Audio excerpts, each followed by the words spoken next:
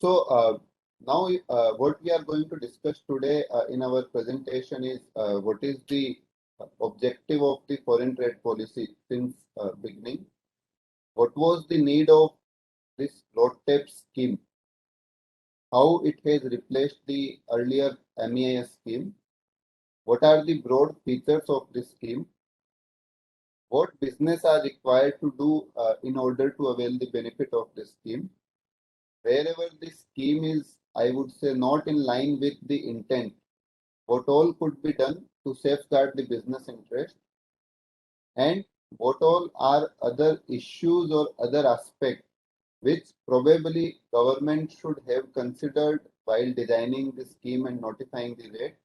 But it appears that many of those things might have been missed as far as the first part of announcement from the government is concerned. Certainly, there are certain indications that in the future government could modify scheme to some extent or to permit benefit to some of the sectors which presently are not covered. But clearly, if we see, the budgetary constraint is visible in the entire way in which the scheme rates have been notified by the government. So, if we talk about this objective of foreign trade policy, what was actually the need of foreign trade policy? So, if we look at this entire Indian, I think Madhukar sir has joined. The FTP, foreign trade policy of India or any other country, is very important for generally even the internal trade or internal growth of whether it is goods or services. And as far as the foreign trade policy of India is concerned, the there is a big laundry list of what they want to do. But the ones which are relevant to today's discussion, that is RoadTap, is they want to double the percentage of global trade in 5 years. This is the old one, 5 to 20. It also has an objective of providing high quality goods and services at globally competitive rates. First part is very important. India is still not actually doing great in the quality of goods, but quality of services, we are ahead of the world. Quality of goods, I think China is the leader, and nowadays they have stopped exporting goods of low value addition, and those are also getting advantaged in India, where maybe where the labor is more, those type of activities, India is advantaged because of that. But India's objective is that we should move up the value chain rather than down the value chain. The second, which is very important, is that the services or goods should be at globally competitive rates, where the benefit which comes from the foreign trade policy enables this. It is also to stimulate higher economic growth with thrust on employment, which means that wherever you can get more employment, that is the focus of India. For example, manufacture is the employer of the maximum. Then you would have the services, and especially the IT, ITS services have provided large amounts of employment to Indian youth. And then, of course, is the trading. Trading doesn't have too much of employment generation capability. Another objective is to ensure that our foreign exchange is positive. We have a huge accumulation of foreign exchange, but we also have always a balance of payment which is negative. That means our outflows are always more than the inflows. This is because of the increased imports, number one, and number two, because we have to pay out foreign debt. The point in the foreign trade policy which I want to stress on is that why we should not have a negative list of goods. For example, the ores, maybe the live animals, and sin goods. Other than that, anything else should not be restricted in India, whatever goods and services are there. Because if I look at this objective, that's what it says. Unfortunately, the bureaucrats in our country have been whittling down the concept itself. So this is a thought for all of the listeners. Should we have a cap on the amount of benefits? They say we have allocated 15,000 crores for this. Who are they to allocate only 15,000 crores? If it comes to 100,000 crores, they should give the benefit. Because if they give that 100,000 crores, our unemployment problem will go off. Our GDP will be very high. We will become more competitive like China. I don't understand. Sometimes in their flight of fancies, they start putting restrictions which are against the interests of India itself. Should we not support the strong industries? You see in the newspaper, they say for steel industry does not require any support. Pharma industry does not require any support. IT industry does not require any support. If we are doing well in a particular area, should we not become more competitive and capture the world market? That is what China did. Why are we not taking lessons from China? We should not say that some industry can manage without support. We should support them so that we capture that. We become the next manufacturing hub of the world. We become the next intellectual hub of the world. We can do all this if we get the benefits. One very important aspect which has been touched many times but not put in place, which China again has done very, very effectively, is you don't get into the output side at all. Don't go to the output, go to the input. What China did is it ensured employability at very reasonable costs. It ensures water and electricity at reasonable costs. That was something which India could have done, where WTO does not come in at all. This is something which India has missed, and I think it is high time India should go ahead and do this. Next slide, please. And then there is this hassle. The right hand doesn't know what the left hand is doing, or the right hand is trying to pull back the left hand. The Commerce Ministry says we want to give all these benefits, and the Finance Ministry, which is the revenue, where the revenue department plays all its mischief, they ensure that that benefit is not given. Why should not the FTP schemes be aligned to the notification in IDT? Today we have notifications in IDT which are restrictive. They put a number of conditions. Then you have to go to court and tell them this is not the right thing. Then court will say something. Then the department will make a retrospective amendment. Then you will fight the retrospectivity. They will go to the Supreme Court. 10 years time you take to get a benefit, which is intended. Every country does this. And thanks to our, I would say, the bureaucrats in India having a narrow view, they are not, I would never call them patriots. They are just taking care of the department's, cover their ass philosophy. Unfortunate. Why these two ministries cannot work hand in hand?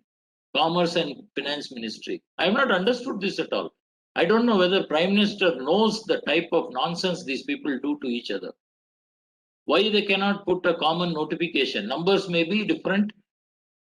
The notification content should be the same. We keep saying we want to have ease of doing business, and we have all this nonsense happening. Can we avoid the additional restriction or unnecessary restrictions to the rules, circulars? Because these rules and circulars are in the hand of CBIC. And there is where the errant bureaucrat, who is not a patriot of this country, I am very clear, complicate the matters instead of easing it. Why do they do this? Because they want power. They want to hold on to the power. They want their power. Can we have an attitudinal mandatory workshop with evaluation of all senior officers, whether in FTP or in CBIC? Why can't both these ministries have a joint training session? I have been saying this from the time I have been involved in trying to make a difference in the laws in this country. And in the GST, when it was implemented, luckily we were in touch with people like Hasmukh Adia and all that. And they said, can you teach our people? Can you actually teach our people? This is the question asked. I said, then you should not be in charge of this implementation at all. There should be some other implementation agency. You might feel that why is this gentleman talking so negatively? Please understand, India is unbounded in its potential. Unfortunately, the bureaucrats have shackled us. They neither allow us to, they don't allow us to get what we deserve. The foreign trade policy is very clear about why it is doing this. Why are these people coming in between and not allowing the benefits? You will now hear from Ashish and also Anil, and you will see how many unnecessary restrictions are there in this roadmap. They are basically trying to say we are trying to help you. At the same time, they'll try not to help you. With that, I would like you to enjoy this seminar. Please ask all the questions. If it gets delayed a bit, I'm sure Ashish and Anil will support you. Thank you very much. Have a wonderful learning. Thank you, sir. So,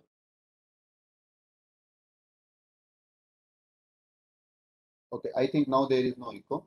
So, Madhukar sir had touched upon the objective of foreign trade policy and the fundamental problem what is happening in terms of the implementation aspect of the foreign trade policy.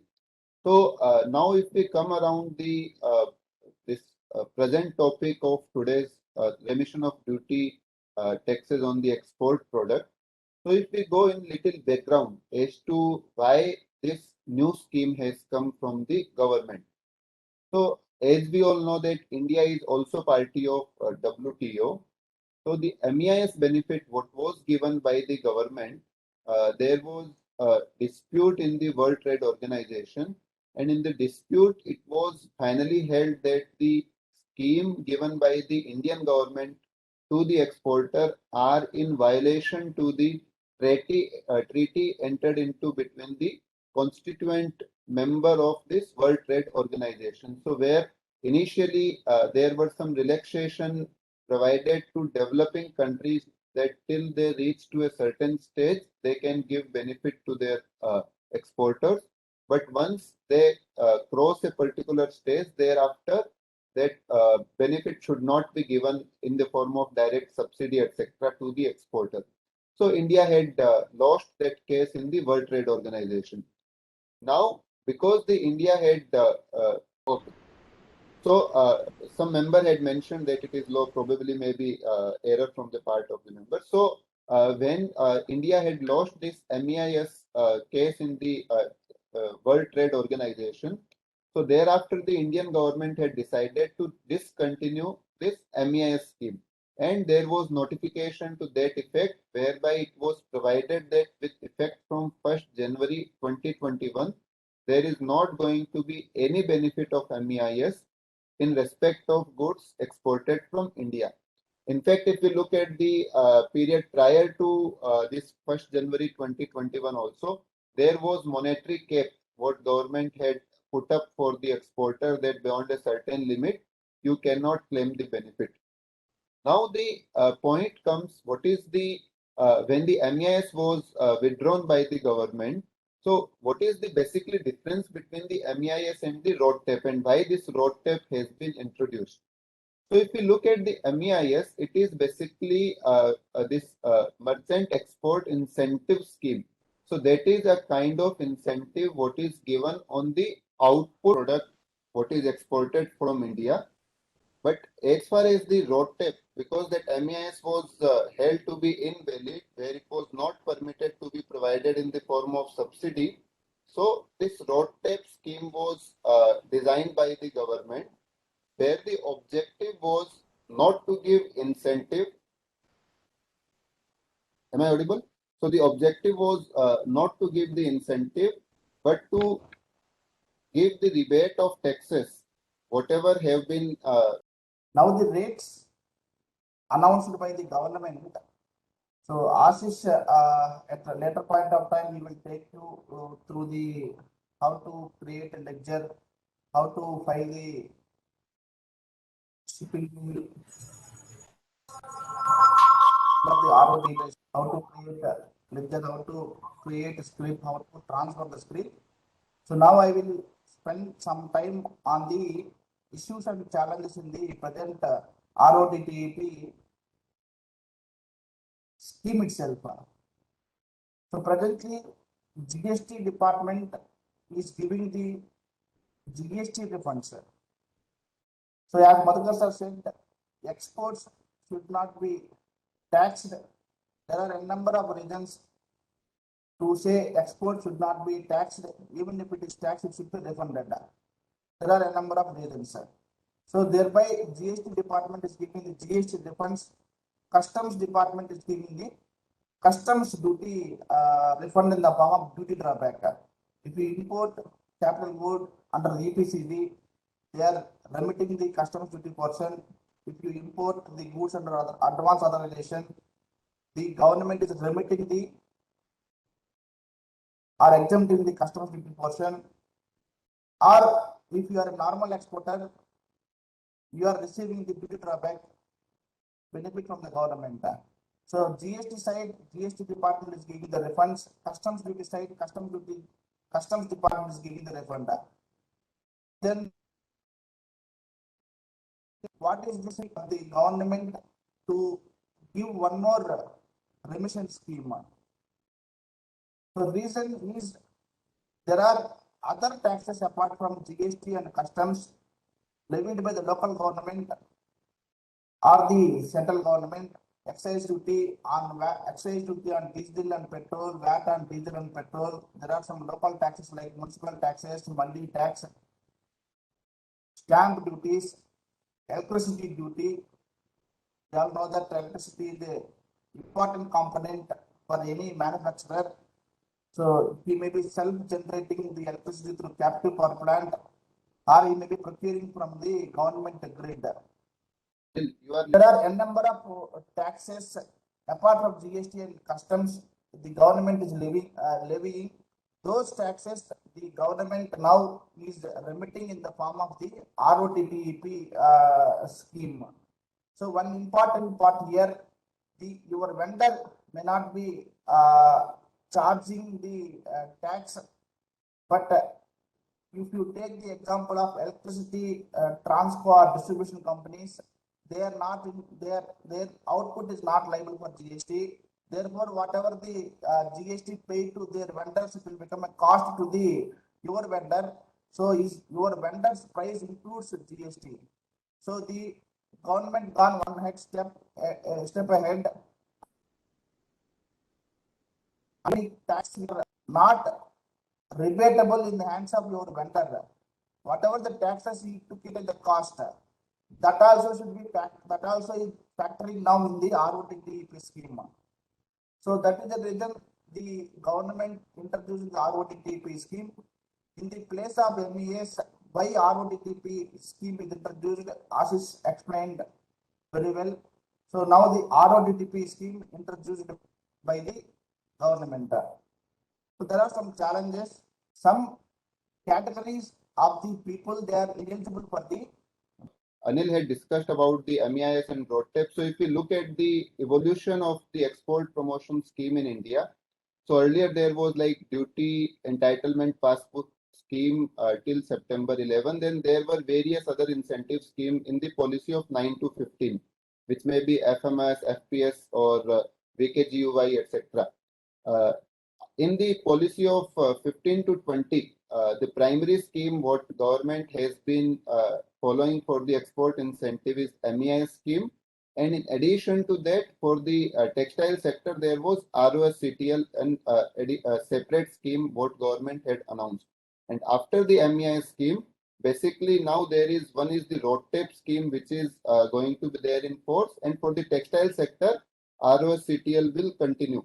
So presently, MEIS has been withdrawn, and these two schemes would be prevalent in terms for the exporter. One is the ROSCTL, and second is the RoDTEP scheme.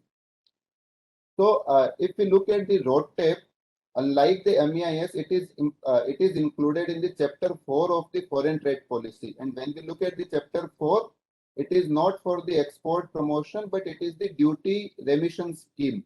So, whatever taxes other than GST, etc., wherever the refund cannot be claimed or input tax credit cannot be claimed or where rebate cannot be claimed, like some example Anil had taken for the petrol diesel or the stamp duty or the similar Mandi tax, etc. So these taxes are becoming the cost for the exporter and making the exporter uncompetitive in the international market. Now the objective of this scheme is to give remission of all these taxes to the exporter, which are levied either at the central level or at the state level or at the local level. Also, when we talk about these taxes could be in the pre-production stage. These could be in the production stage or it could be post-production also. So let us say if I do have my factory in Gurgaon and I am making some export from JNPT port Nhava Sheva. So for the transportation, what I am using for taking my goods from Gurgaon to Nhava Sheva, I would be incurring certain transportation cost and the transporter would have incurred the taxes in the form of VAT and excise duty on the diesel used for the transportation.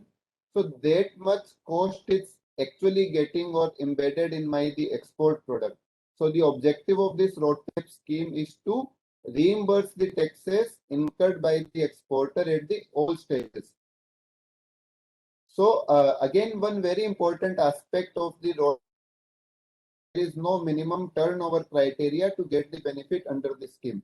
So now we are going to look at what are the taxes which are going to subsume, and the second point is how that computation is going to be made. So when we are talking about like in transporter example where the diesel would have suffered the I would say excise duty and VAT.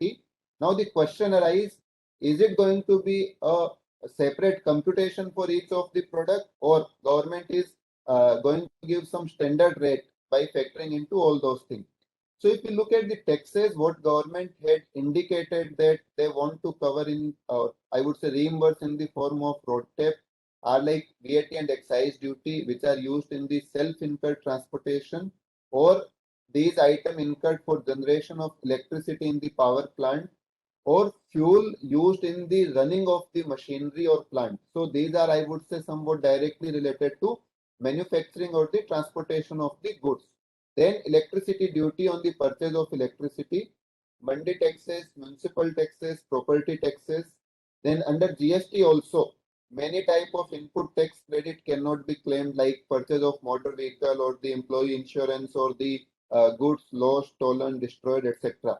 So all those things also become somewhere part of the cost of the business and ultimately the cost of the product. So these uncreditable GST costs also are intended to be covered in the road tax benefit. Similarly, stamp duty on the export document, VAT and excise duty for the transportation we discussed. So basically, if we look at, these are the taxes which I would say illustrative item where government intend to give benefit under the road tax scheme. So actually what government had done when they had announced about the road tax scheme in the last financial year, somewhere in March 2020, thereafter they had written to all export promotion council that you get the actual data from your member industry, identify what is the element of these taxes, what is getting embedded in the respective industry, various products of those industry, and submit the actual data with us so that we can identify the all industry standard rate in terms of the taxes what are being incurred by those industries. Based on those data, the intention of government as was indicated to compensate the exporter. Actually, if we look at the way it has come out, so let us say if some particular industry would have given, let us say automobile sector would have given that there is cost element of 2.5% on the export of, or I would say the taxes, what they are incurring, which presently cannot be taken as a credit. There was the defined format what the ministry had given to work out the cost tax element. While the data would have been submitted by the industry, because of COVID, many industry could not be proactive in submitting the data, but it appears that while finalizing the data, those or the finalizing the rates, the data submitted by the industry appears to have been set aside, and the government appears to have worked within their overall budget constraint. And whatever Madhukar sir was mentioning, probably the bureaucrats have just seen as to how much they want to give.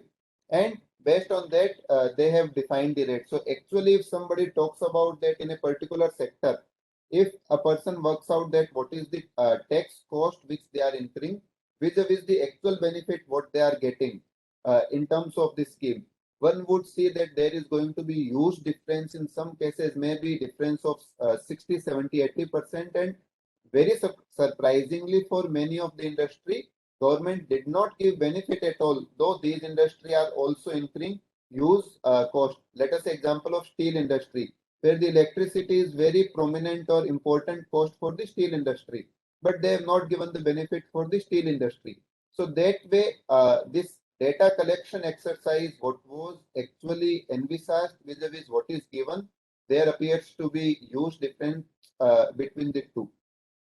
Whatever rate has come, so how will this scheme would be administered?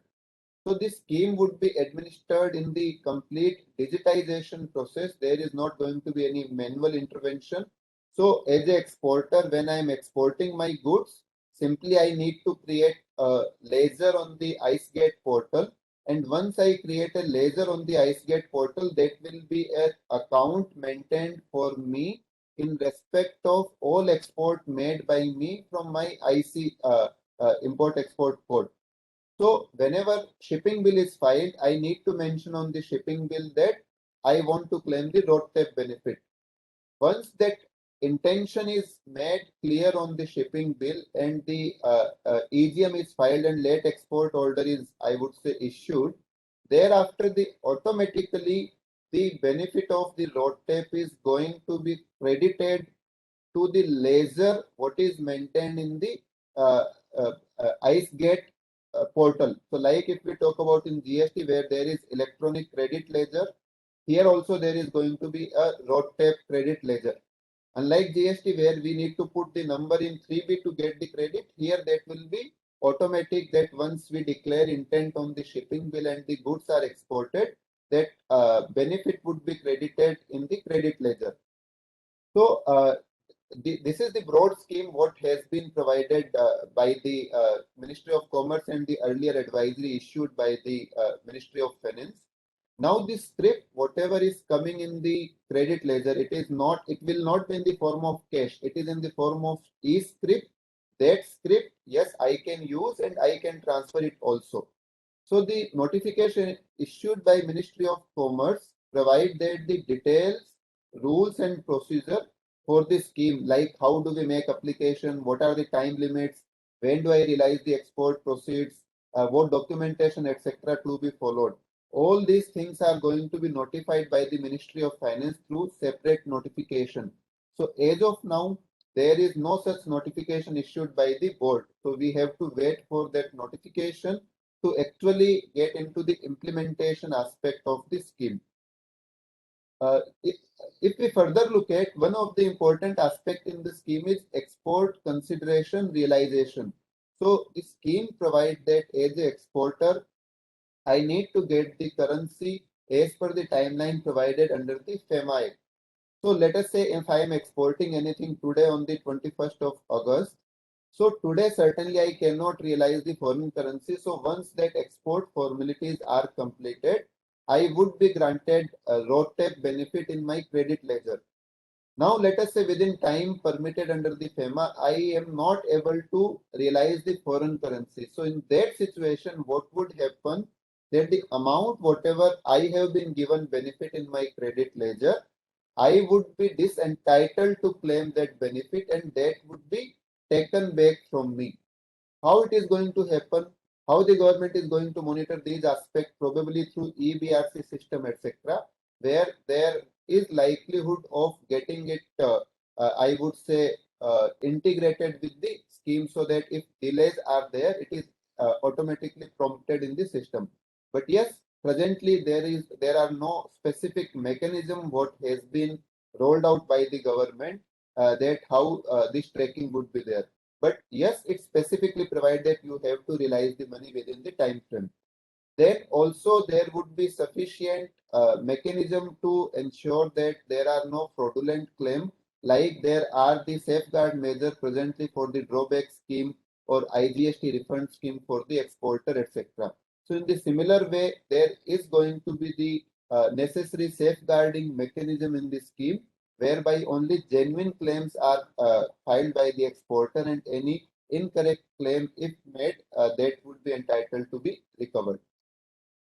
When we look at the how that rebate would be given, so it is going to be a rebate in the form of a notified rate, where different rates have been notified. Highest rate is 4.5%, but if I look at majority cases, the rate is between 0.5 to 1.5.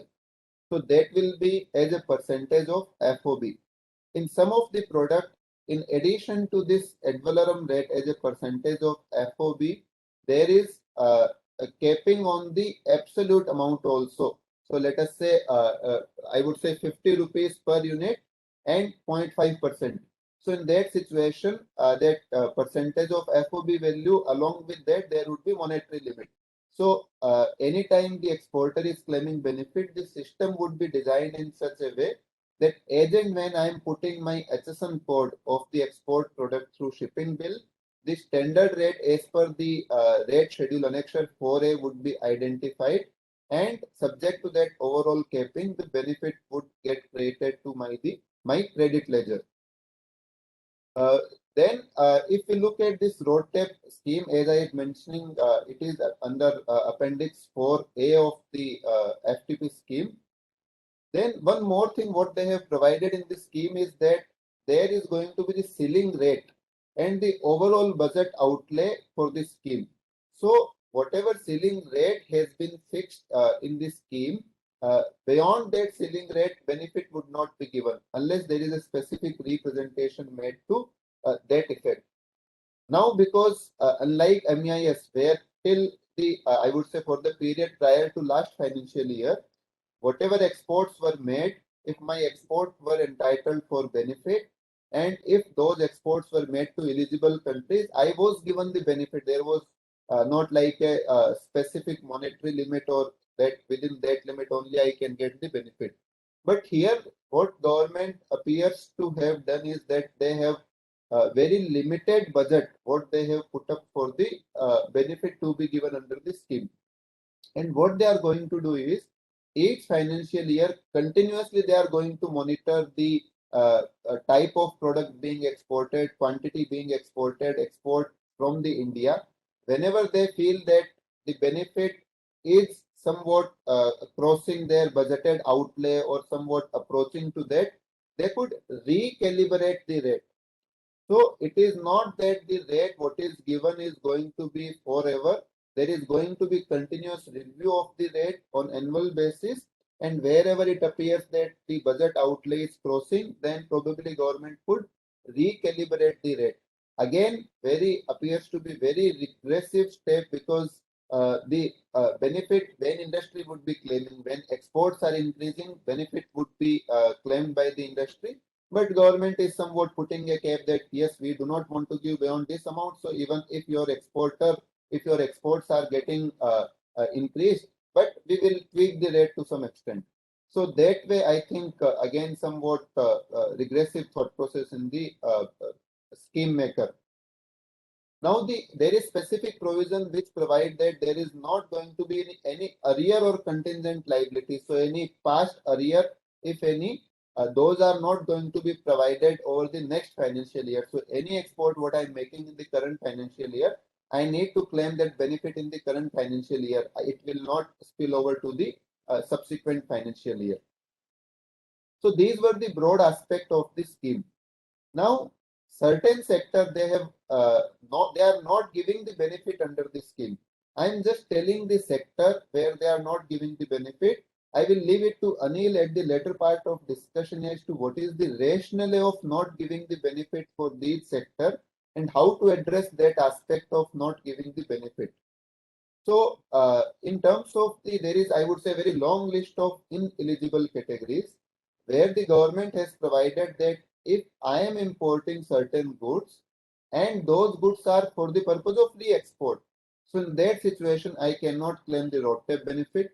if let us say there are any transaction of transshipment where the goods are originating from some other country, but it is transshipped through India. So in that situation, again, the benefit cannot be claimed. Export products which are subject to minimum export price or export duty, like under GST refund, where if export duty is leviable, refund is not admissible. Similar here, if there is minimum export price or export duty, there also the benefit would not be there. If some products are restricted or prohibited from export under export policy in ITCHS, there also the benefit would not be there. Then deemed export is there, sell to EOU or whatever deemed export against advance authorization, EPCG, etc. All those deemed export are also not permitted the benefit whenever I am making the export to any unit which amount to deemed export. Then supply of product manufactured by DTA unit to SEZ unit or FTWZ unit. So as a manufacturer, I have manufactured something which I am clearing to SEZ unit, and that SEZ unit is using those items for the further manufacturing and exporting.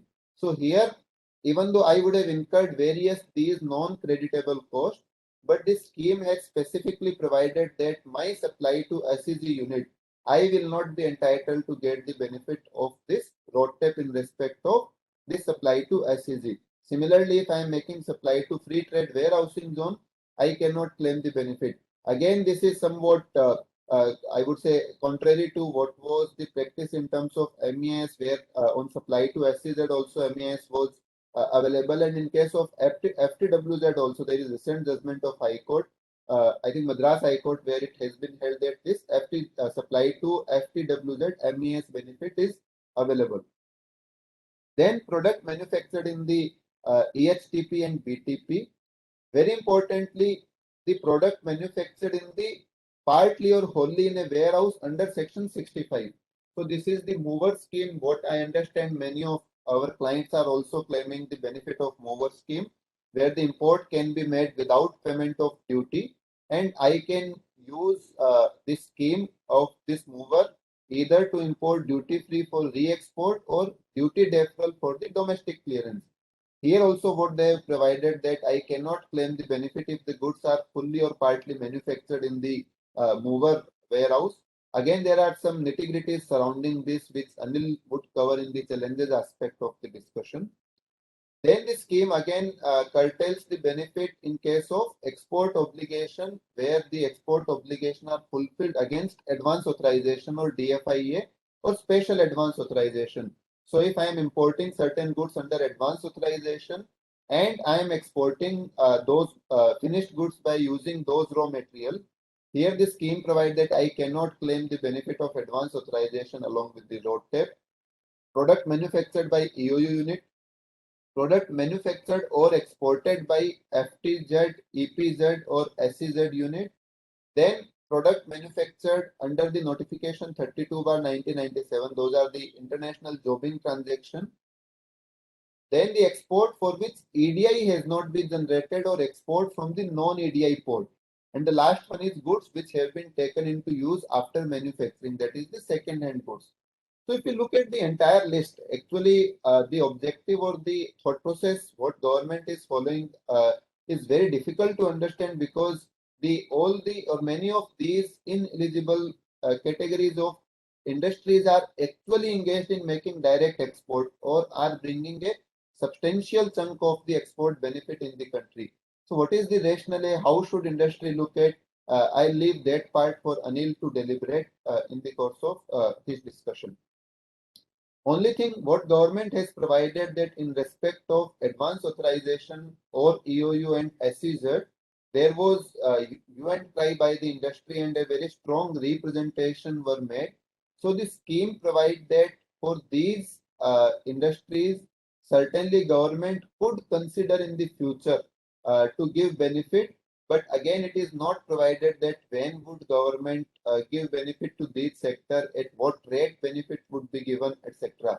But here again they have somewhat missed to give benefit to the domestic suppliers who are making supply to SEZ or the mover scheme holder, license holder, etc.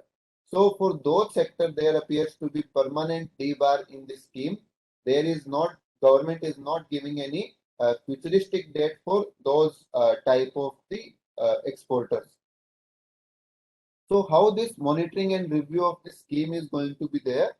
So anybody who is claiming this benefit, they are required to maintain the complete set of documentation to substantiate their benefit, eligibility as to benefit. Government is going to notify the complete set of documentation requirement. Government, unlike the past, it is going to be completely electronic system, and government is going to have complete risk management database system. The objective of this database would be to identify the instances where the benefit is claimed illegitimately so that red flags are immediately highlighted, and government can actually physically verify the export on sample basis and can withhold the benefit wherever there are indication of the misuse of the scheme. So the scheme is going to be completely end-to-end automatic online system. That way, it is very good that unlike MEIS etc., where the benefit is required to be filed separately, here, like the drawback, there will not be any separate need of filing any application. Any subsequent issues or residual issue what could arise in the scheme? So there would be an inter-ministerial committee that would be called as a RoDTEP policy committee. It will involve the officer of the Ministry of Commerce and Department of Revenue, where DGFT officer would be heading it. So one more aspect normally what comes with respect to RoDTEP is that, like in the duty drawback, there is the option that I can claim the standard all industry duty drawback rate, or I can fix brand rate for my product if I feel that whatever drawback is given to me is not compensating the entire customs duty element. But here, as of now, there does not appear to be any option that if standard rate for my factory or my industry or my business is, let us say, 0.5%, but actual cost, tax cost, what I'm incurring is, let us say, 1.5%. So can I rate a fixed, I would say, customized rate of RoDTEP for my business? So there does not appear to be any indication by the government as of now. So it is going to be the standard rate across the industry. So if you look at the some of the prerequisite, yes, the goods must be exported in, the goods must be produced in India. They've used the word produced instead of manufacture. The FTP scheme defines the term manufacture, but in some places they've used the word production, in some places the manufacture.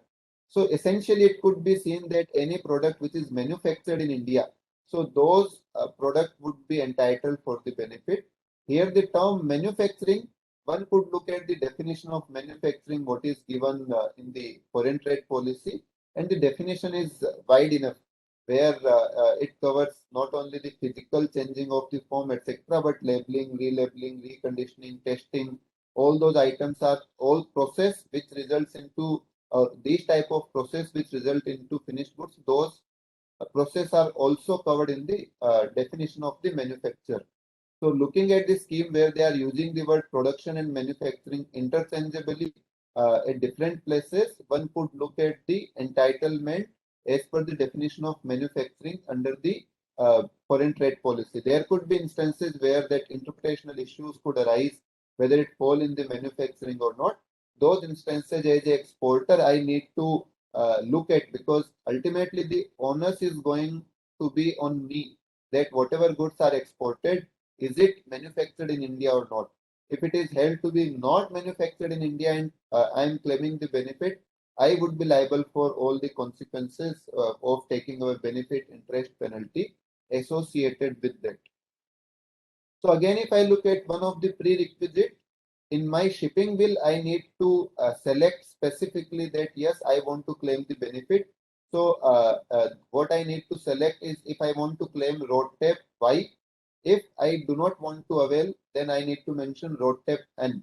So the objective is that wherever I am falling into ineligible categories because of EOU, SEZ, advanced authorization, jobbing, all those transactions, there I need to be careful to put RoDTEP N, because if I do not put and if benefit is there, then it could be challenged. Similarly, RoDTEP Y, I need to claim the benefit. But one thing that here, instead of claiming like this, government could have made it by default that benefit is entitled unless somebody put specifically RoDTEP N.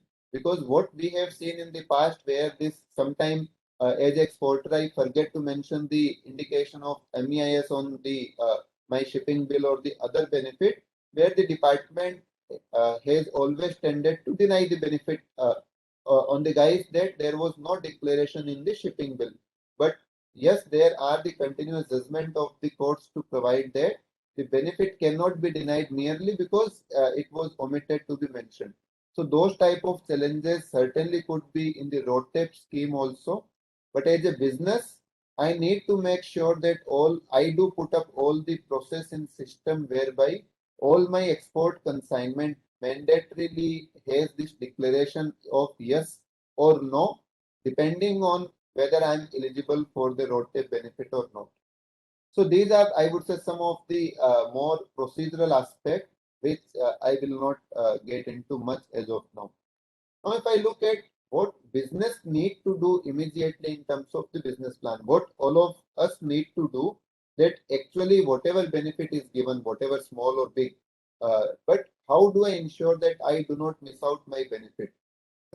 So first of all, very important part in this is going to be that I do a very uh, carefully classify my product, because the RoDTEP benefit is based on the HSN code, what is given at the 8-digit level. So if I make a wrong classification of the product, my benefit entitlement could be wrong. I may get higher benefit, I may get lower benefit, but the impact could be that any benefit what I am getting is what for which I am not entitled to get the benefit. There I could always land up into the problem. So there could be possibility, like for example in the automobile parts, there is already issue going on whether the like fastener or for example whether those are classified as automobile parts falling into chapter 87 subject to 28% excise duty, or whether these are item in the nature of item or parts of general use and falling into the chapter 73. So when I am classifying it under 73, I will not be entitled to get the RoDTEP benefit because chapter 73 is not covered in the RoDTEP. But if I classify it under the what I would say uh, automobile part, then it would get covered under chapter 87. And once it is get covered under chapter 87, I'll get the RoDTEP benefit as per that particular chapter. So as a business, I need to see that whether my product are correctly classified or not, because under GST it could be possible that there is a standard rate of 18% or 28%. So I'm not much bothered about the classification, but where it comes to RoDTEP, it could actually affect my entitlement. And if there is any excess claim, as I mentioned earlier, it could be liable for the penalty along with the interest and taking back my benefit. So very important aspect what comes here is that each one of us may have to reconfirm our classification of the export product, because any wrong classification could have direct or indirect implication on my benefit. Now, second aspect is again very important, that yes, because of the COVID or otherwise ignorance, many of the people in the industry had failed to represent to the government in terms of what is the incidence of the duties on their product. But now the rates have actually come, and in that background, when the rates have actually come, one could relook at, recompute the actual tax incidence, what is coming on my product, and with, I would say, actual data that could be prepared and submitted to the RoDTEP committee for the reconsideration or whatever before the High Court. So, how to handle the instances where I have not been given the justified benefit of the RoDTEP? We will listen from Anil as to what recourse business would have will be available, having available with them, either to go court or before the authorities, and how should one look at those aspects. But yes, it is very important for all of us to look at actually what is the tax cost, what actually we are incurring, vis-a-vis the benefit what we are getting. Direct comparison with MEIS, probably government may not listen because MEIS was an export promotion benefit. Here it is more of a taxes remission. But I can anyway put up to the government that tax cost in my industry or my whatever sector is 2.5%, but you are giving benefit of 0.5%. So there the onus would certainly be on the other side to justify why it is 0.5%. How to address these aspects, we'll listen from the Anil in the part of this discussion. Then again, third very important aspect is going to be that I need to look at my present business structure. Presently, it could be possible that I am claiming the benefit of advance authorization, or I may be an export-oriented unit, or whatever I am into mover scheme, etc. So, if let us say I am in export-oriented unit, my benefit already under the export-oriented unit are not that much what it used to be earlier. Now, once I am in EOU, I cannot claim the benefit of road tape, or if I am under the advance authorization, I cannot claim the benefit. So, what as a business I need to look at whatever benefit I am claiming under the foreign trade policy, whether on the import side or the domestic side. I need to make a cost benefit analysis to compare those benefits. Whether should I continue in those benefits or should I switch myself to the road tape? So that benefit one have to certainly look at. And once that benefit is, one thing is very sure that in most of the cases the rates appear to be very less compared to MEIS. So it appears to be a situation where it is going to be financially or economically, I would say, worsening position in the road tape vis-a-vis under the MEIS. But ultimately, by doing this exercise, I will come to know what is actually impact on my business. And probably in many of the industry, if you look at the margin earlier were only to the extent of the MEIS benefit what I was getting. Actually, there were cost to cost export. Now, if I am not getting that much benefit and if I fail to work out all these aspects, probably I may become unviable or I may be making losses in the export. So by doing this entire exercise, one finally has to arrive at if there is any need of factoring the impact in the prices or price revision is required or not. All these aspects one has to do on little priority to understand the impact on the business. Then the shipping bill, etc. As I had mentioned earlier also that shipping bill, even though the scheme rates have come now, but government had provided from 1st January itself that if I want to claim the benefit, I need to mention my intent on the shipping bill from the 1st January 2021 only. So as a business, we should go back and see whether that intent was declared on all the shipping bill. In case if some of the shipping bill were omitted to be mentioned, there could always be possibility to fight the case before the government or the court to claim that at the most it was a procedural non-compliance or procedural omission to mention, and because of the procedural omission I should not be denied my substantial benefit. So all these aspects one can take care for the past. For the future, we need to have a proper, I would say, SOP in place whereby we declare whether shipping bill on the shipping bill whether we are claiming benefit or not. Many times when the shipping bills are prepared by the CHS and I may be operating under the advance authorization also, I may be operating without advance authorization also. So where to select yes, where to select no. All those aspects have to be, I would say, very clear and careful so that with appropriate policy or standard operating procedure, proper communication can be made with the CHA or anybody who is preparing the shipping bill. Then again, very important aspect is creating the credit ledger in IceGate. So in the IceGate, I need to log in. I need to create my account for the road tape. Once I create the account, only then that credit would get, I would say, against my export, it would be created to my ledger. But here one very important aspect, one we need to keep in mind that this credit ledger, what I can either use it for payment of basic custom duty against my future import, or I can transfer it also to any other importer like MEIS where it is sold in the market. But the important point is, let us say I have the credit balance in my ledger of 2 crores and I do not have any immediate import plan. And let us say that IceGate system access is available at the lower level of the staff, or sometime the IceGate login ID, password, etc. are very easily available with the CHA. So here the transfer of the script from the one ledger or one party to other party is going to be through electronic mode only, unlike MEIS where license transfer or separate things are going to used to happen. So here there has to be proper control system to ensure that there are no unauthorized access to the credit ledger, because it could be misused by if there is any unauthorized access. So creating this ledger, maintaining proper record in this ledger, integrating this ledger with my accounting system as to what balances I am having, utilization of this ledger, decision of transferring or selling this script to other party with appropriate control. All these aspects as a business, probably I need to look at developing proper standard operating system so that I do not end up incurring any losses or cost or any government action on me.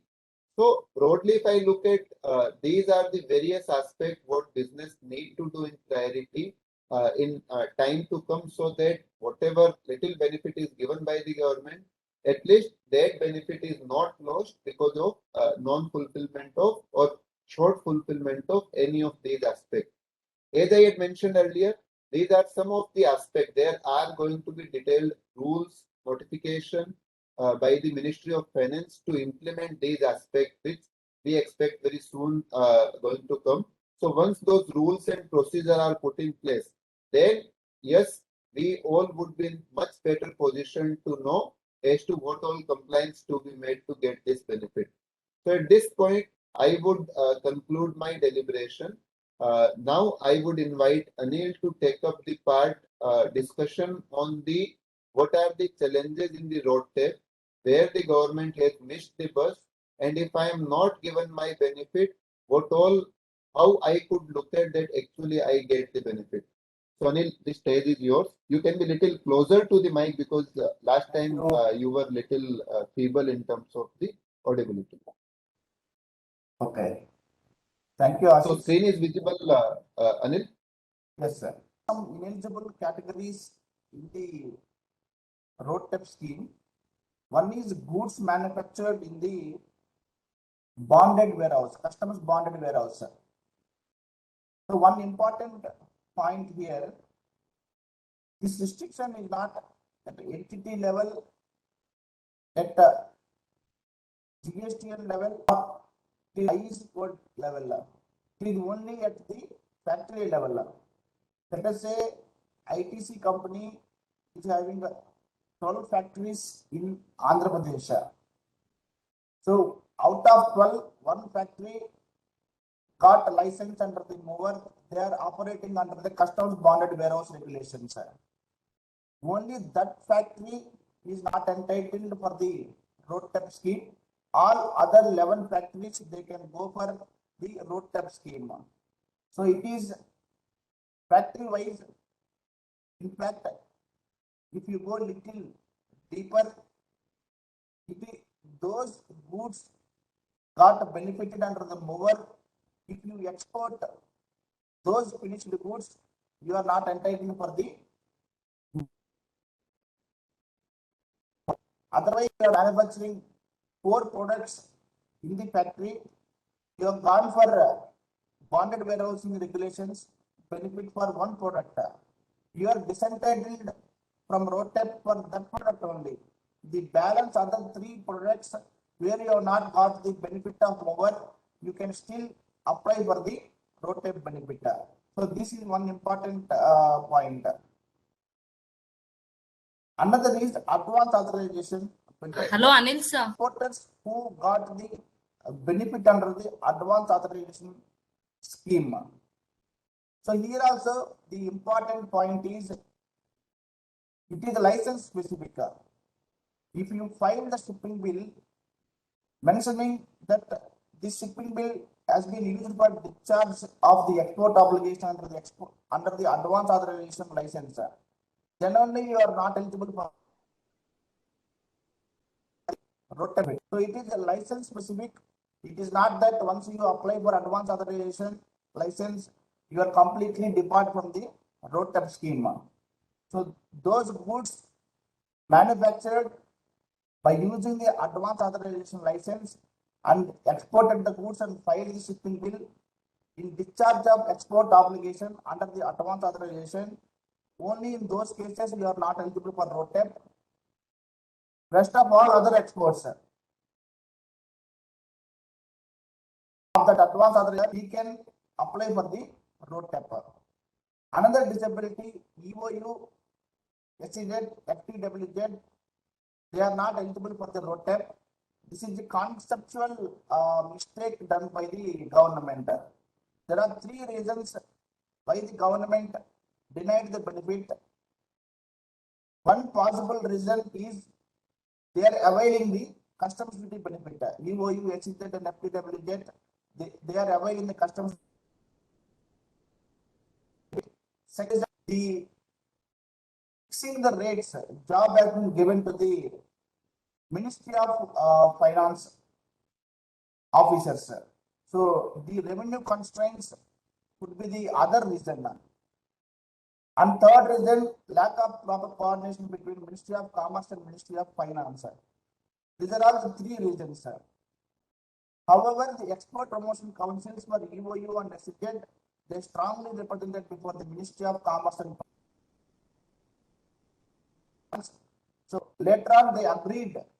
They understood that denial of benefit for these categories is irrational, illogical.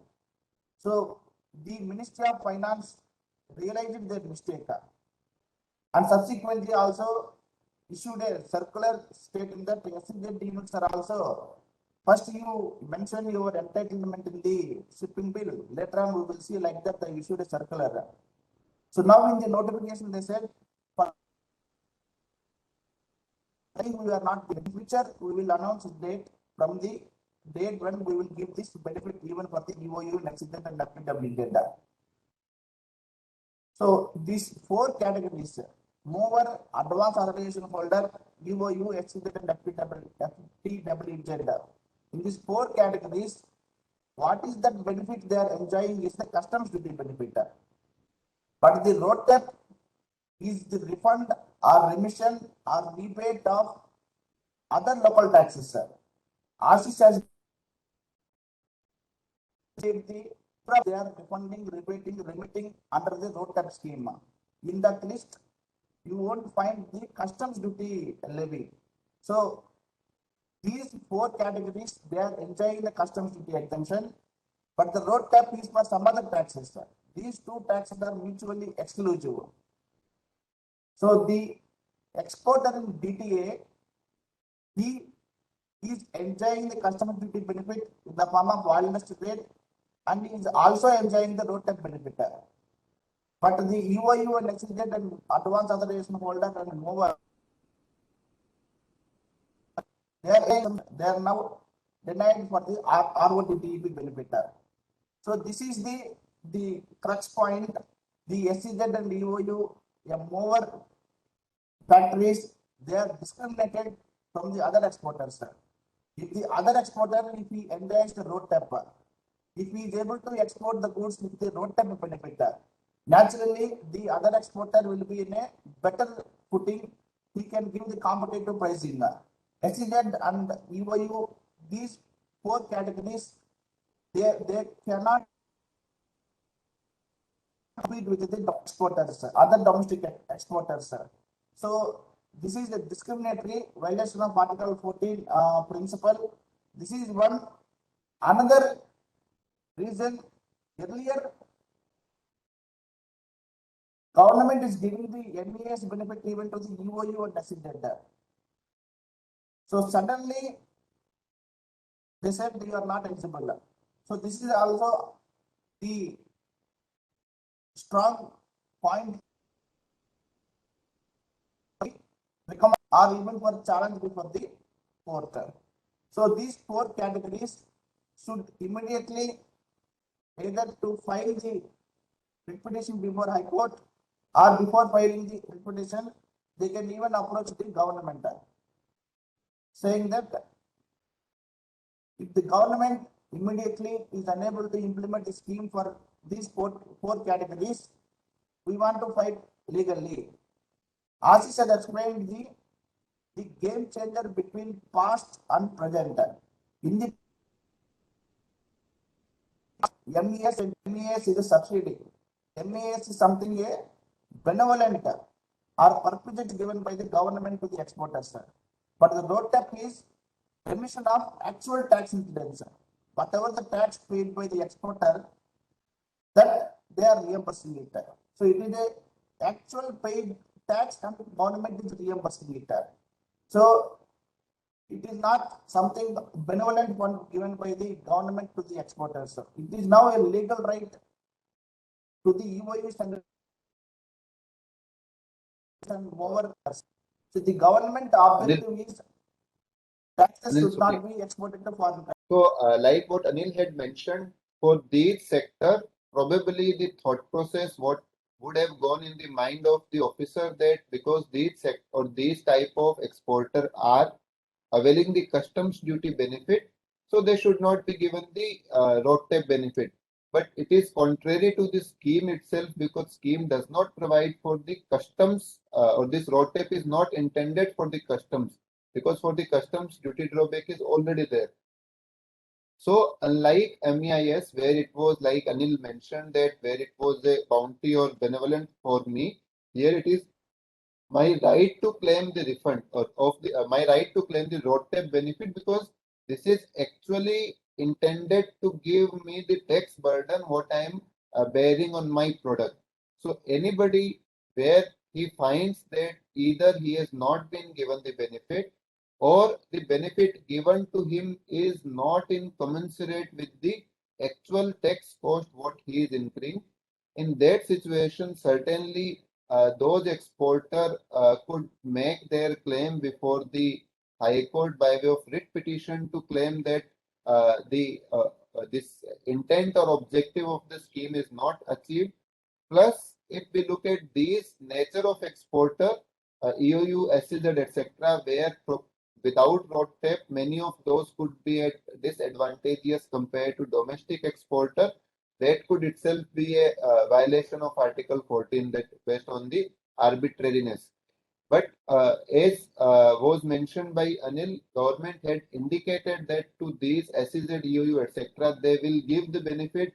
But what hearsay is that probably the rate at which benefit could be given to these exporter could be even lesser than what they have announced for the road tax. But there is nothing I would say on record or nothing clarity as to when government is going to include these exporter and to what extent they would be entitled for the benefit. But again, if I look at one very absurd position, what government has taken is that benefit will not be given for the export made from the non-ADI port.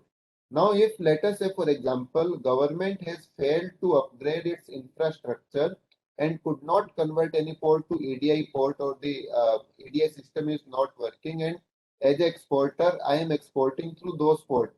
Why should I be denied the benefit? Yes, it should be online only, but if it is not online because of the fault of government, is it correct for denial of benefit for me? So probably it appears that the little narrow thinking has come in the way of designing the scheme and actually giving the benefit vis-a-vis what actually the intent or the objective of the scheme was.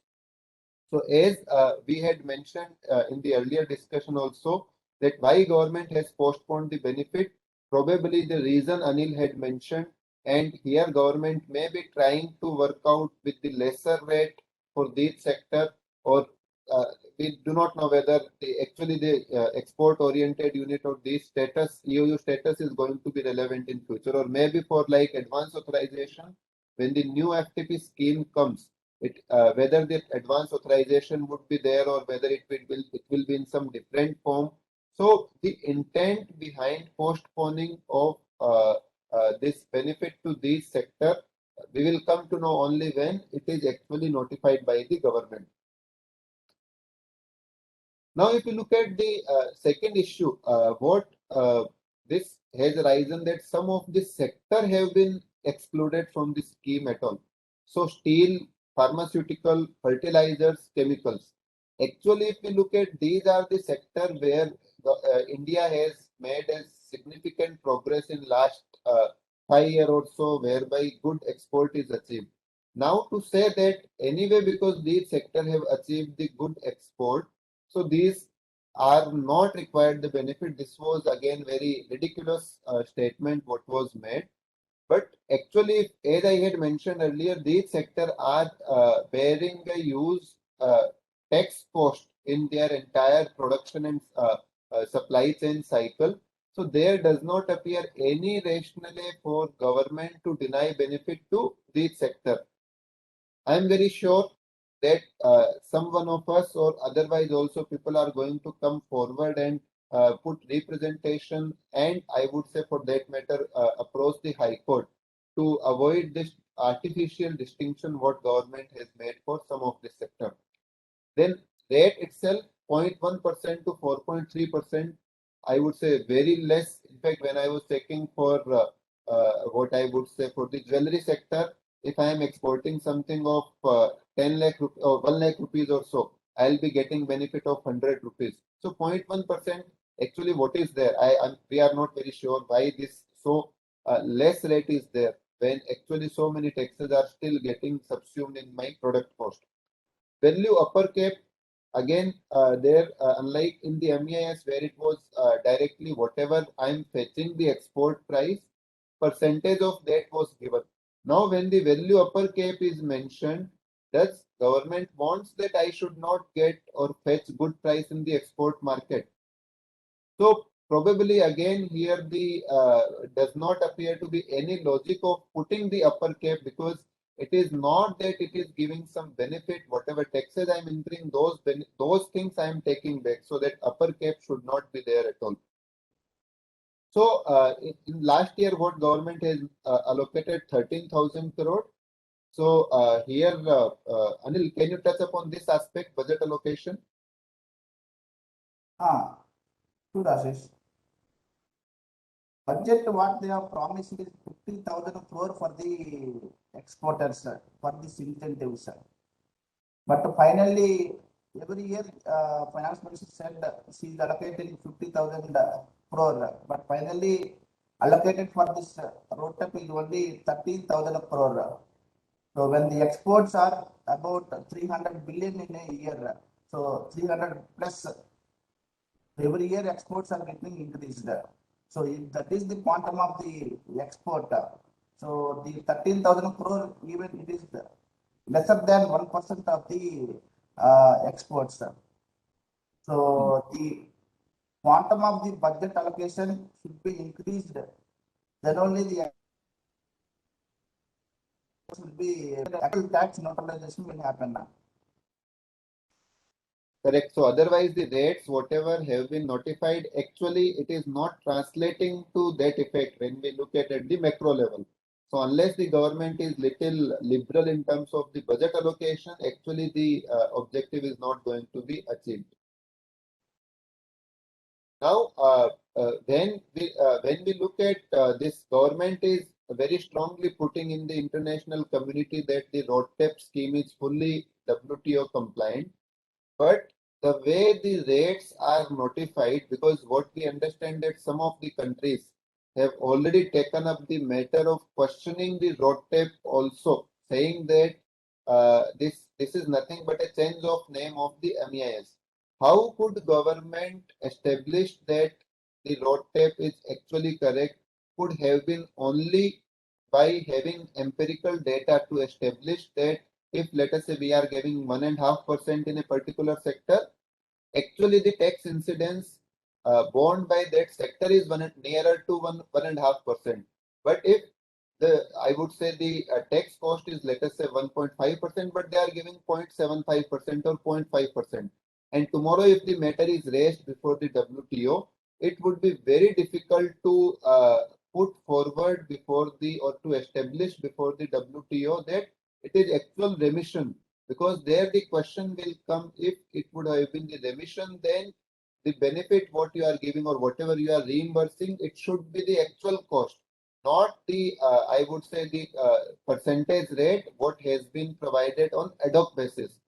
So probably here also what we fear that government could have challenges in the international trade community to substantiate that this scheme is also in line with the scheme is in line with it, or the scheme is WTO compliant, unless they bring the rate of the scheme at par with the or nearer to the actual tax cost what is incurred by the government. So, what could be another possibility? I would say suggestion for the government. So, let us say in my example, where 1.5% is the actual tax cost, but government has provided for 0.5%. So, like in the drawback where we have all industry drawback and the special brand rate, here also wherever the differential amount is there, that could be provided as a refund or in some other route, so that if that legal challenges comes before the WTO. So at least that question could be overcome, and at the same point of time, actual benefit, what is intended for the exporter, that benefit could also go to the exporter. Probably government could look at compensating for the remaining part through some other route. Anil, you can add anything here further on this particular point. One more alternative, if the government brings all the other products also into the GST regime. So this diesel, petrol, electricity, immovable property transactions, if all the items also if they bring into the GST regime, so the government anyhow is giving the GST refunds. So this problem they can overcome in that way also. Government aim and at the time of introduction of GST also they said that it is the one nation one tax. So that objective also should be achieved. So Yes, that, so bring the products rightly into the- said by Anil. Yes, Anil, I am just supplementing because there is certainly that voice challenge. So, yes, what rightly said by Anil, if petrol, diesel, or many of these products, if those could be brought within the GST, then anyway GST refund is there for the exporters. So, that would get automatically captured in that GST refund. So, it will not be questioned by the WTO also. And at the same point of time, the legitimate benefit to the exporter could also be given to them. So that could also be one option for the government where they could look at including these products in the uh, these products which are outside the GST to bring those products in the GST. Now, again, as I was mentioning earlier, that one very important aspect is that I need to realize the amount in the foreign exchange to the extent proportion. If I fail to realize, then proportionate split has to be paid back.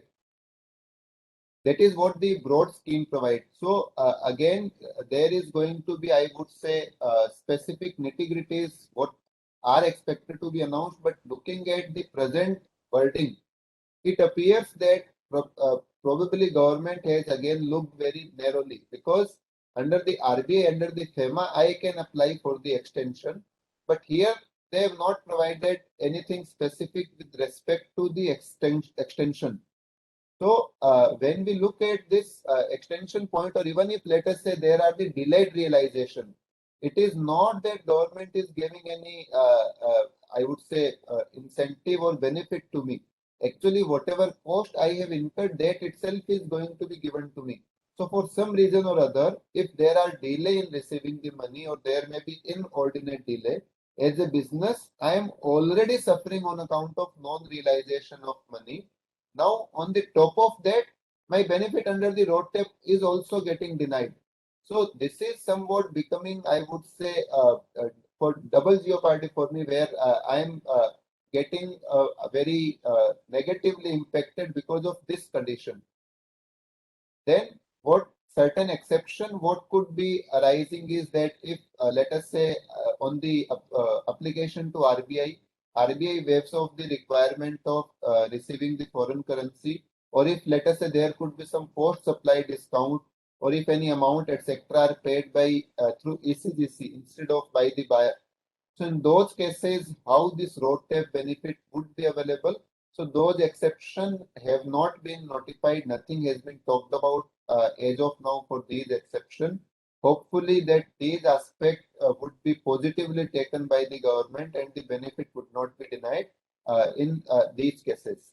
So Anil, you can add any other point here so that this part your thought Nothing, process can be communicated. nothing to add here, Ashish. Okay. So if you look at again the next, because though government had mentioned from 1st January we will give this benefit, but it has been almost 7 months, 8 months. So for any exporter, which let us say earlier he was getting 3% MEIS, now he is getting 0.5% road tax for the entire last 8 months. And as I had mentioned, many sectors are primarily surviving based on the MEIS. So it actually becomes very difficult for business to suffer whatever losses they have suffered, how to recoup, how to recover those losses. So these uncertainty in the policy implementation is, I would say, is very poor and I would say shameful on the part of the government. So anything what now government is looking at that they should immediately implement this scheme and they should start giving the benefit. And as a business, yes, I need to now negotiate while entering into any new contract. I need to work out my costing, etc. Because continuous delay in giving this benefit is actually resulting not only the financial loss but also cash flow impact for me. Then also, if you look at this road tax as a service provider, many of these taxes are borne by the service provider also, but government has not considered service provider in the road tax. So it is likelihood that government could continue SEIS benefit, maybe with the lesser budget outlay, maybe in the modified form, because what we know that for the last financial year 1920 itself, the rate have not been notified, and recently there was this matter taken up before the Ministry of Commerce, where it was communicated in the debate in the parliament that in principle approval has been given with truncated budget. So here also government is looking at the budget constraint, but the way MES was challenged, possibly SEIS could also be challenged. So government could have considered SEA, this service exporter, also as a part of the road tax. But because this outlay in the SEIS, they are gradually reducing the entitlement in terms of the industry eligible for the benefit and the overall quantum also. Probably they could continue SEIS independent of this road tax for the service exporter. But to what extent this benefit would be there, all those things we will come to know when the new policy, foreign trade policy is announced by the government. So these were the, I would say, broad aspect for the our discussion today in terms of what all, what is the road tax scheme, what all business need to do. Yes, I understand there were some unintended or undesirable technological issue in the presentation, and unfortunately we could not hear Anil fully. Otherwise, he would have put forward many of the eye-opener points for us to understand the scheme and how government has worked out in the entire scheme.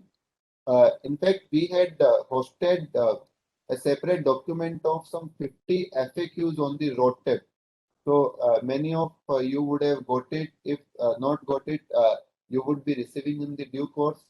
Many questions what generally an exporter could have in his mind, which if not covered in today's discussion, those answer to those questions one could look at in those FAQs also. So we have crossed our time, but as Madhukar sir also mentioned in the beginning, considering the relevance of the topic, there are some of the question of the participant. Anil and myself, we will take up those questions. We will try to address the question to the extent we are capable as of now. Any question what remain unanswered, those questions we would reply through email so that all your queries, I would say whatever information is available in the public domain, to that extent, we will try to make sort out all those queries.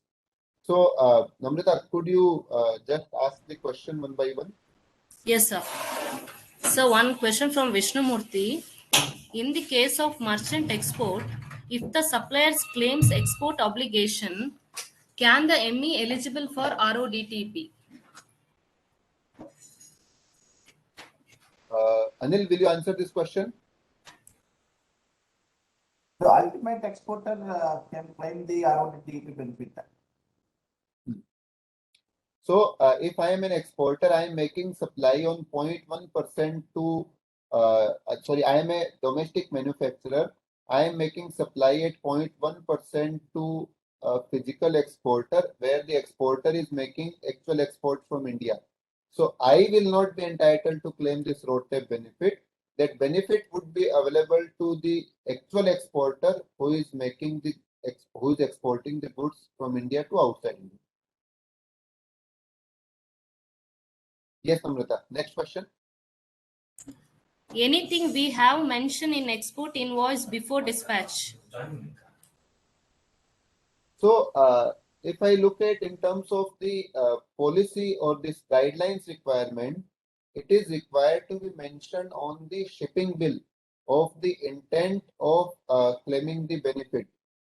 So, there is no specific requirement to mention about the benefit on the invoice. But I would say there is nothing wrong in mentioning the invoice, because as a I would say procedure, if let us say CHA is preparing the shipping bill, or for that matter, if there is a clear-cut mention on the invoice that it is under RoDTEP or it is not under the RoDTEP, always there would be lesser possibility of committing the mistake. So this is how I would look at. Anil, you could give your views.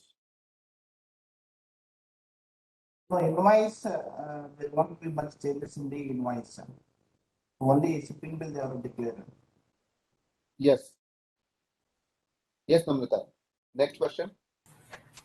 What is the process of application of ROLTD? RODP. Okay, so as I had briefly touched upon, there is a detailed advisory of the government. So there is no need of any separate application. What I need to do, that I need to go on the IceGate portal. I need to create a ledger of under the category of the RoDTEP. So once I create the ledger, and once whenever I'm making the export, I indicate my intention to claim the benefit on the shipping bill. Whenever the actual export takes place, this scroll is generated like what we see normally in case of on payment of tax export or the drawback.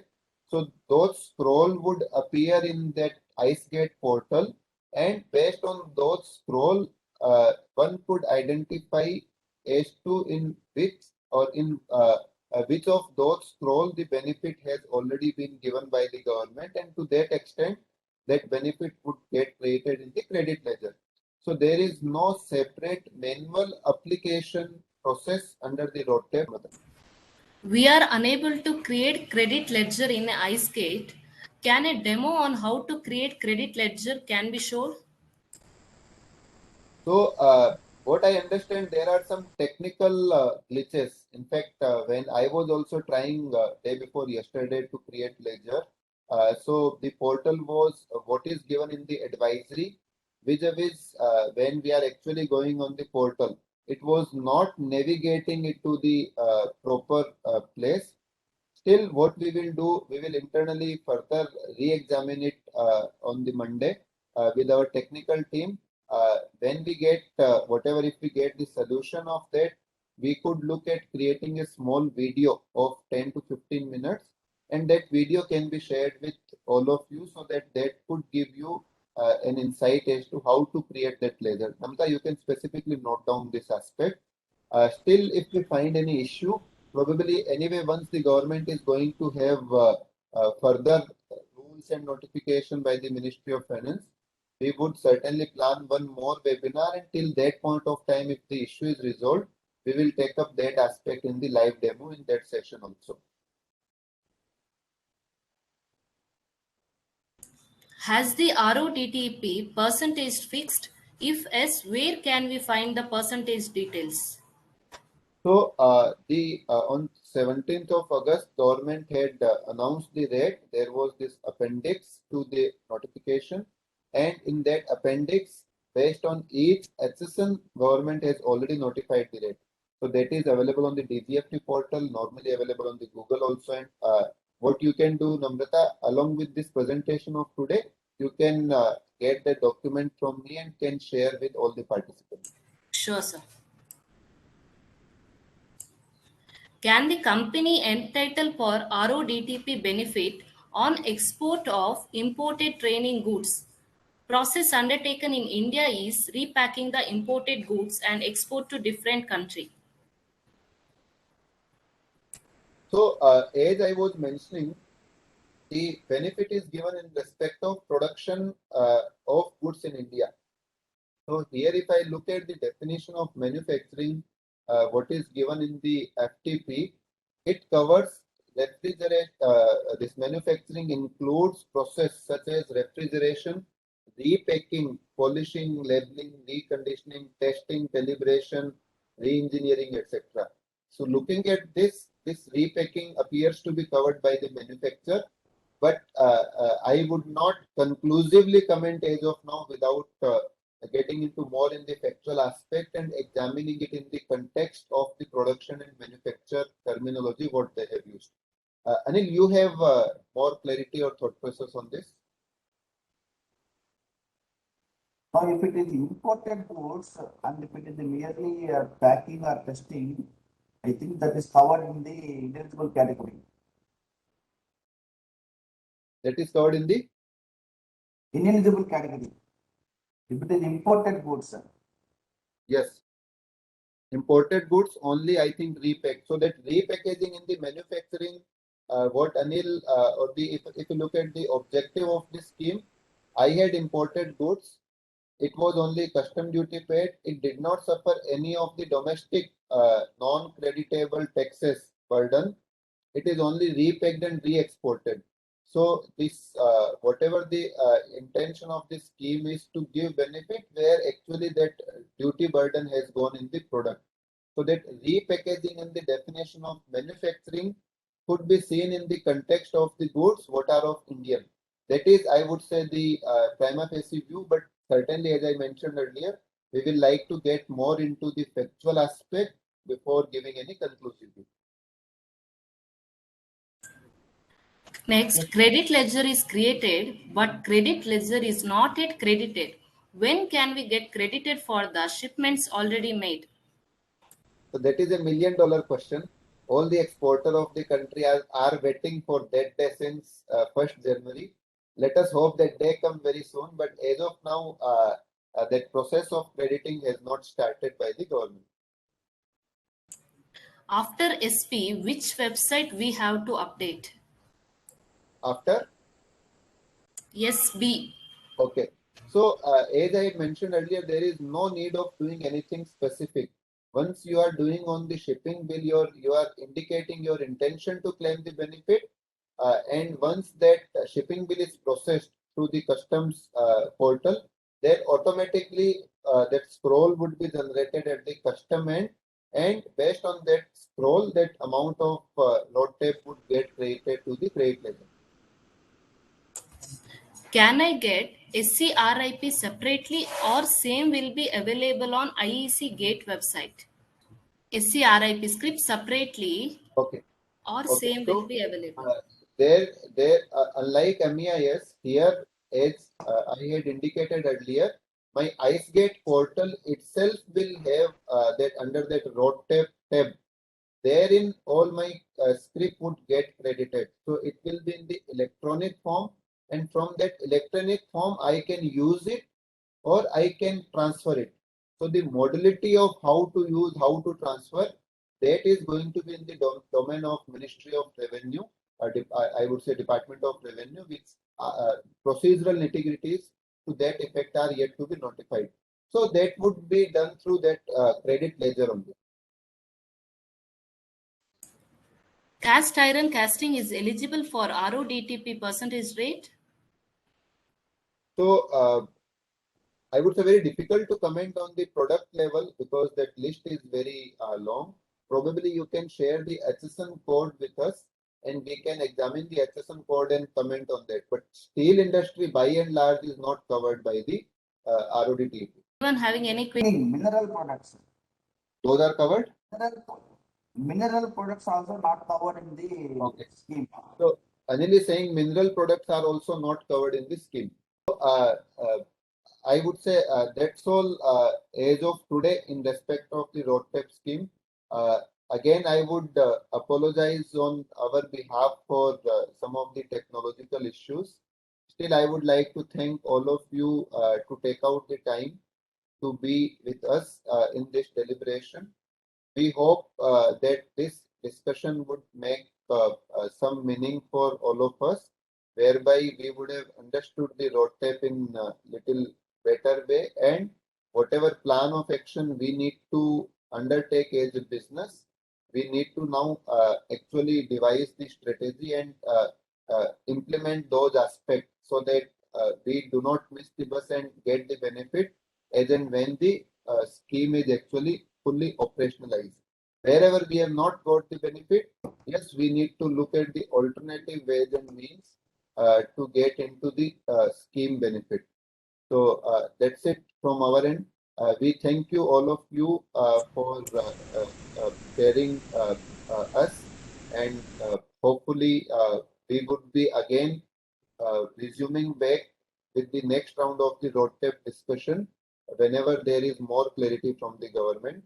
Just to remind you, in the next week we have our monthly webinar series. We would request all the participants to join for that national webinar also. This topic was in between inserted or organized this webinar considering the importance of the topic. But yes, we have been seeing very good response for the national webinar also, and we would want all of you also participate so that the effort what team is putting, it could actually translate it to the ground level result. So thank you very So much. we received another 2 query. Can I read? Yeah, please. System is not allowing to select RODTP benefit in case if the shipping bill is filed under AA scheme for the past 8 months. As per recent notification, the government has clarified that effective date for RODTP benefit in respect of shipments made under AA scheme is not notified on recommendation of RODTP committee. If the government allows in future, what are the impacts of not declaring in shipping bill?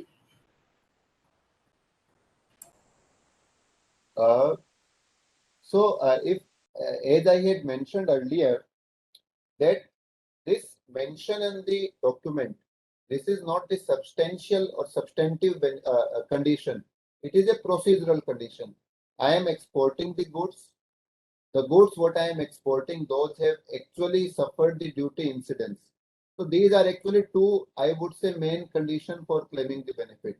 Once I have satisfied these two conditions, I should not be denied the benefit.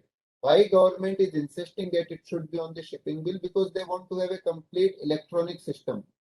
So let us say inadvertently I have missed to mention the shipping bill number, or sorry, my intention to claim the benefit on the shipping bill. We are very clear that there cannot be taking away of the benefit what I am otherwise entitled.